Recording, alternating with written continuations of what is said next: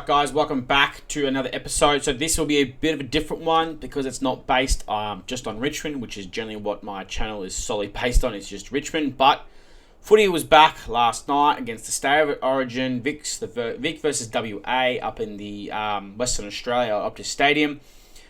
First thoughts, we'll just go with that. First thoughts, really great. One, I was loving having football back. It was a really good Saturday night. I sort of enjoyed getting a chance to sit down and sort of see the best of the best. And I know it wasn't every single superstar was playing. There were a few injured, but I love seeing that the skills were really high. I think the taste of football a little bit earlier than we normally get was a really good one. I loved seeing the fact that all players took this very seriously. That was a bit of my concern. What would kind of sort of kill the State of Origin, saying where we'd see it really wouldn't sort of come back because the players don't take it so serious. We sort of see that in the NBA where I feel like the All-Star games aren't taken as serious as they should be, where I think the State of Origin and the players really put their hammer down. We saw Wettering go out and he committed to that big pack mark and got landed on and got quite hurt. A lot of other players committed their bodies to punching and smashing into packs and taking them out, actually full contestant. I know there was a little bit of skill error here and there, but you could tell the difference between some of these young players playing and then the really high elite senior players like your Bont, your Nick Dacos as well. Dangerfield really well stood up. Max King stepped up really well. We saw Jesse Hogan, really good game as well. So it was really good to see these elite players show you what the highest standard of AFL can be. And this other one was the scoring was really high. So it was really good to see the scoring was quite high. I will be playing the highlights of the game just over me, just so it makes it a bit more entertaining so you can watch a bit of the highlights. But it was good to see that the scoring was really high. It was 101 to 125. Now, the rule changes for 2026 were brought in for this game to sort of test them out. I do have them up, so we will discuss about the rules. It does affect Richmond as well, and every other club. So this isn't just based on Richmond, but I love to see that the scoring was, every team scored over 100 points. So I'll probably do it now. I'll do a little breakdown of each team. So I Vix and WA. So I really love the, at start of WA came out on fire.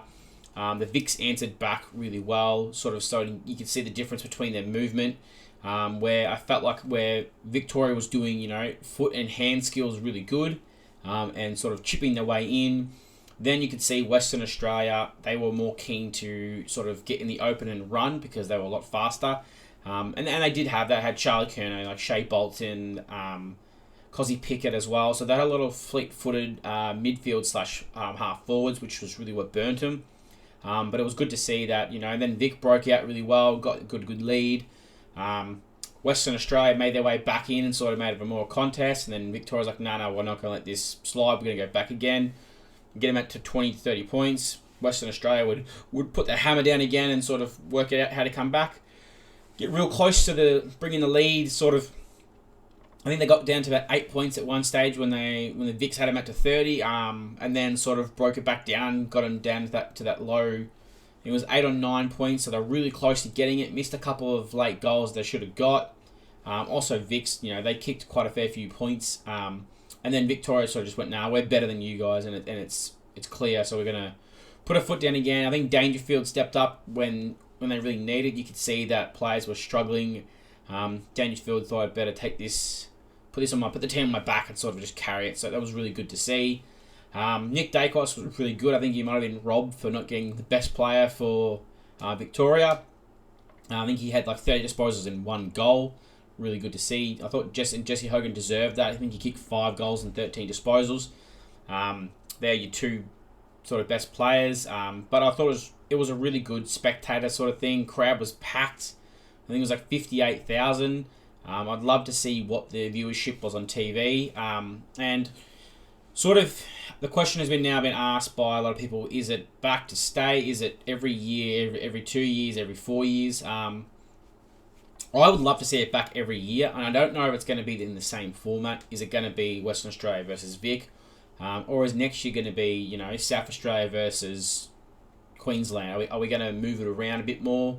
Or is it going to go a chance where it goes back to, the alliances versus Vic, so you can sort of get the best of every single state into one team against all Vic?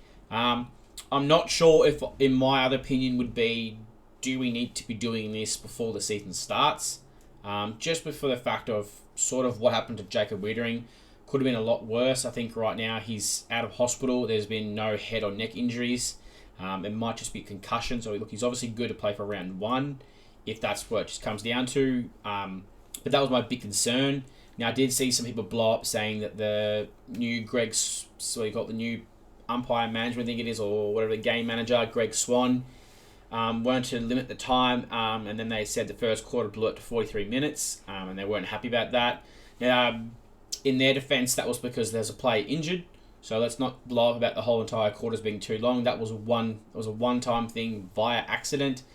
All those players went hard at it, and unfortunately one player got hurt, and that's why they drag out. When we all know when the stretcher comes out, they go off. It all takes time to put the neck brace on and slowly take them off. So that was a 10-minute add-on, which you don't normally get in every single game. So we can take that away. You can see that the quarters were roughly between 30 and 34 minutes, which has been shortened down from what it was previously. I think they roughly averaged about 32, which was better from what it had been last year. So I think if they're going to do it, I know it sucks for the teams that are in the grand final, but I think you have a pre-grand final bye, and then if you have, I'm just thinking of random teams, so you have Western Bulldogs and Collingwood in the grand final. Unfortunately, those players aren't eligible to play in the State of Origin, and you sort of have that filler for the week before the grand final.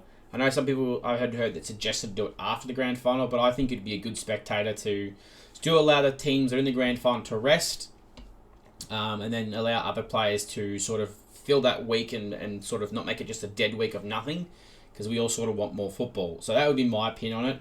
Now we'll go straight into the stand in some of the rules they brought out. So they brought out, was it 1, 2, 3, 4, 5, 6, 7 new rules, and they actually brought it into the State of Origin to test it out. And I don't think it was as obvious as I thought it was going to be. I thought it was going to be a lot more free kicks, or the rules would have sort of ruined the game and sort of pissed people off. But it didn't. So we'll go, the first one was the goal square starting position. So that's now gone. So it used to be 6-6 rule. You had to have a player in the goal square. And now they've got rid of that. You just have to have 6 players in your 50, 6 players in your middle, and then 6 players in the back line. So I think that makes it a bit faster, having to not have to see it and then look around just to make sure everyone's in there. And if they're not there within the time, it's the whistle, which is, I get the idea behind it, but I think, if you're going to fix that rule without having to sort of keep them in position, it would be, if you're not in position in time, it's automatic free kick. None of this warning shit, so that's gone. Last disposal rule, I did like that. I think it sort of cleared up the whole, we weren't sure, it was sort of 50-50 chance if it was going to be deliberate. Sometimes it was an accident. I did notice a few times, and I think it was Zach Butters used his high IQ.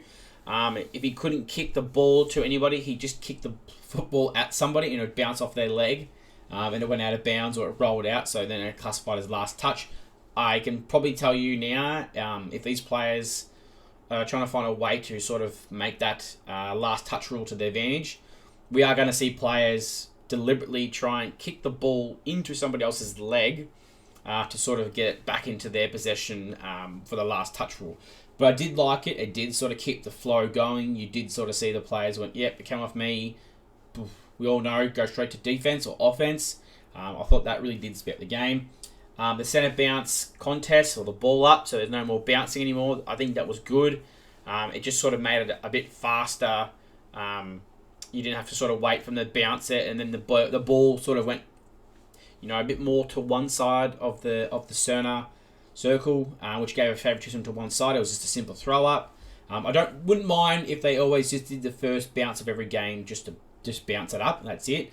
Along with that, the ruckman had to jump, so it wasn't only this you have to wrestle. You could actually see him run and jump at each other, which was sort of good to see. And then the aligned kick-in time was shortened. I think it was now from 11 seconds to 8 seconds. That sort of players did, in my opinion, sort of just realise, get the ball and go pretty quickly. which sort of made it a bit better for the whole players, just sort of standing around, going left or right, looking. It was just, oh, I've got to go. So that was good. They got rid of the ruck nomination. I sort of didn't notice that as much. I don't know if maybe it didn't seem like that as much on TV. I think the rucks just sort of were there all times, and it was just, I'm throwing it up, and the 2 ruckmen can go for it, and that was it. So shrugging, and then there was another one, the shrugging tackle rule, which I sort of didn't notice too much. I think that was sort of a rule anyway last year. If you shrugged a tackle and got tackled, you'll pin for holding the ball. But yeah, it's sort of a weird one. I didn't quite notice that one last night. If you guys did, just let me know. And then the stand rule, sort of didn't agree with that because they sort of wanted to tighten it up last night. And I think I probably could watch it if you watched the whole game. There was 3 or 4 times where players were told to stand, and then they still took 1 or 2 steps side by side or back and forth, which should have been straight away. I'm a Vic boy, so I was going for Victoria to win, and a few times even the Vic boys moved, and I was like, that's straight away, it's a free kick. I don't know if they've just gone loose on it already, but I definitely noticed that it was, hey, that's definitely a free kick, so play it on. So that was good.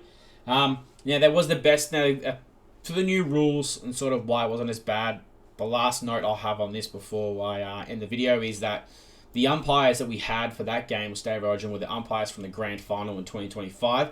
So they're generally the best umpires you can get. So you're not going to have these young umpires that are going to make these mistakes and aren't quite sure yet. We've had the ones in there that they know everything. The senior umpires, and they don't sort of make as many mistakes, or they sort of pick up on a lot of little things faster than most guys who are sort of fresh into the system. So, but good on the umpires. I think the umpiring was actually quite good.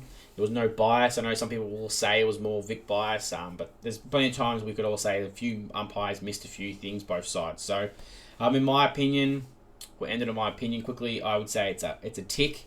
And it's sort of look forward to it next year as well. So let me know what you guys think in the comments below. Did you like it? If you did like it, what did you like about it, or what didn't you like about it? Let me know. Hit the like and subscribe button. And not long into the first round of the actual season start. So let's go Tigers.